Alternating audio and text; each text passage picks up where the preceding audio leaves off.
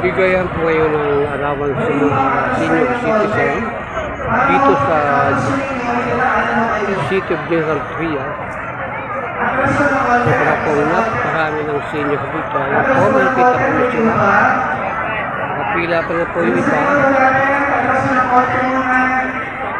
At yung iba po nadating pa.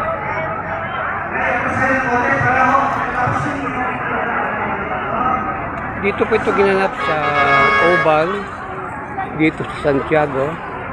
Kaya po makikita nyo yung stage ng Oval. Kaya po